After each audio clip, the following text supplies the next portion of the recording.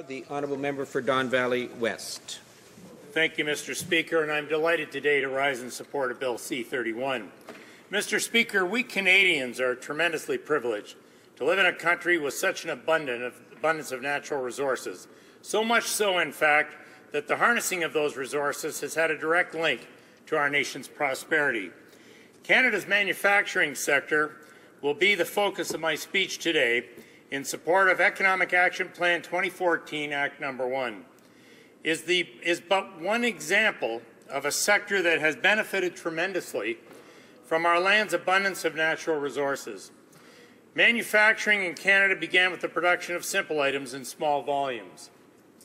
This was due primarily to our geographic diversity and to the absence of large consumer markets.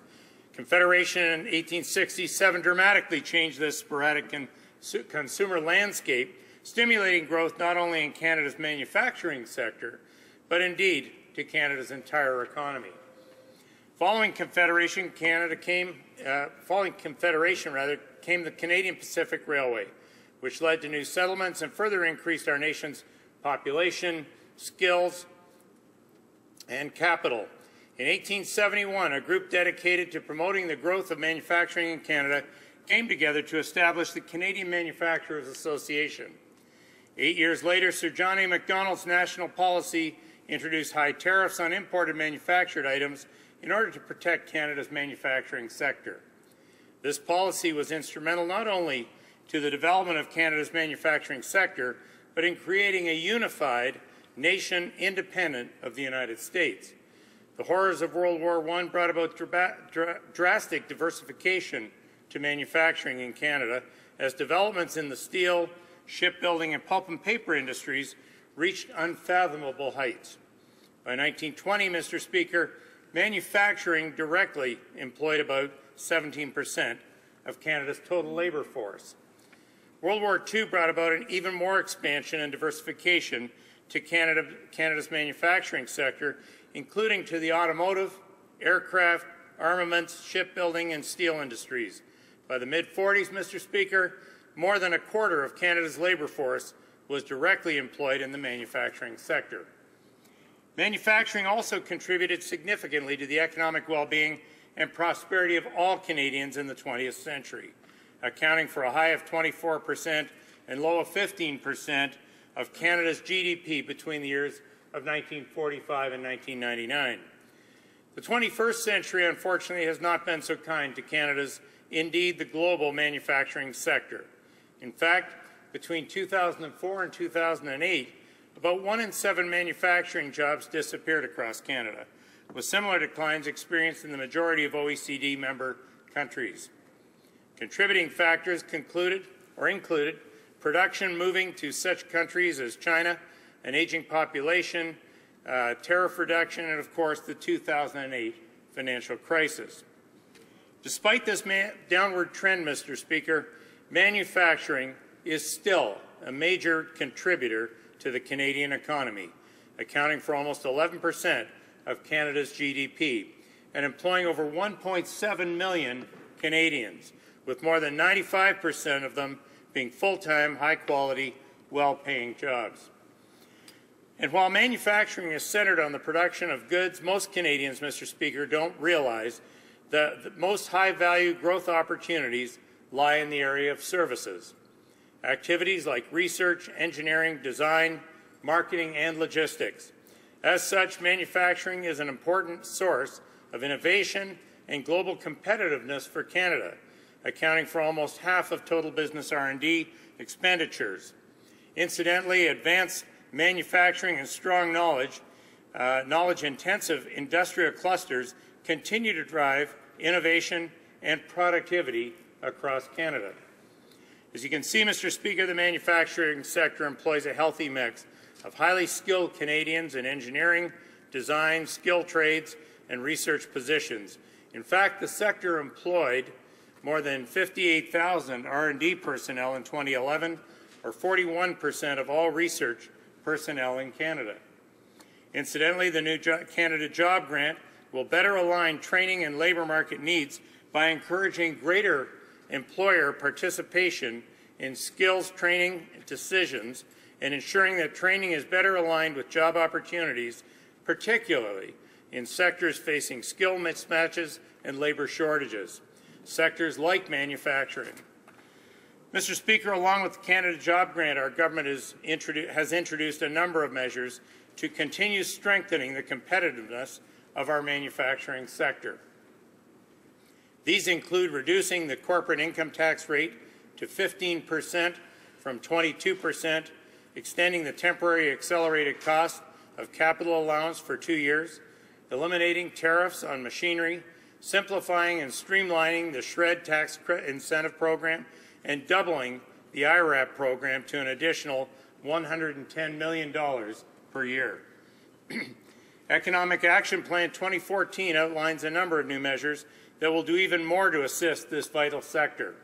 These include building the work of the Red Tape Reduction Commission by reducing the tax compliance and regulatory burden for small and medium-sized businesses, providing an additional $500 million over 2 years to the Automotive Innovation Fund to support significant new strategic research and development projects and long-term investments in the Canadian automotive sector. Moving forward with the new Windsor-Detroit International Crossing, investing in federal bridges in Montreal to support the movement of goods and create construction jobs and strengthen the manufacturing sector, creating the new Canada First Research Excellence Fund with $1.5 billion in funding over the next decade, available to all post-secondary institutions striving to excel globally in research areas that create long-term economic advantages for Canada. And finally, creating the Canada Apprentice Loan by expanding the Canada Student Loans Program to help register apprentices in Red Seal trades. Mr. Speaker, the manufacturing sector is responsible for 64% of total Canadian merchandise exports. 64%, Mr. Speaker, and is the #1 sector for foreign direct investment in Canada, accounting for 29% of total FDI in 2012. That is why our government is committed to opening new markets through our ambitious trade agenda.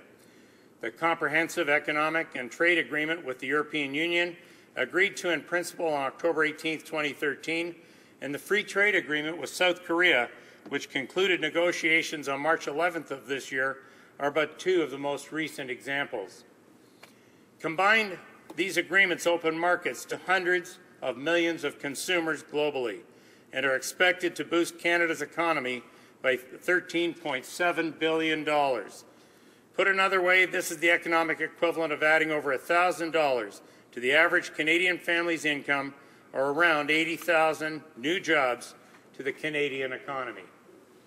Incidentally, since taking office in 2006, our government has signed and entered into force 5 free trade agreements. These include the free trade agreements between Canada and the European Free Trade Association, countries of Iceland, Liechtenstein, Norway, and Switzerland. It also includes agreements with Peru, Colombia, Jordan, and Panama. In addition, Canada signed an agreement with Honduras on November 5, 2013, but this has yet to enter into force. All of these agreements included the lowering and elimination of tariffs on various Canadian exports, which significantly benefits Canada's manufacturing sector. Mr. Speaker, Canada's automotive industry is a key component of Canada's manufacturing sector, employing about 480,000 Canadians directly and indirectly, and representing 10% of manufacturing GDP. Our government is committed to ensuring that Canada's world-class automotive sector continues to have the right conditions for growth, not only in sales and jobs, but also in cutting-edge technology, research, and development. I see you're giving me the sign on time, Mr. Speaker, and I'll be brief. The Automotive Innovation Fund will create and maintain well-paying, good-quality jobs by supporting private sector investment in the Canadian automotive sector, increasing Canada's competitive advantage in the global marketplace. In total, the renewed fund will provide $750 million over 5 years, 2013 to 2018, to automotive companies in Canada in support of strategic large-scale research and development projects. Mr. Speaker, while Canada's manufacturing sector is going through some tough times, it will remain a critical component of Canada's economy. The production, sale and distribution of finished products will continue to contribute to consumer and labour markets and secure Canada's position as an economic leader among developed nations. Thank you, Mr. Speaker.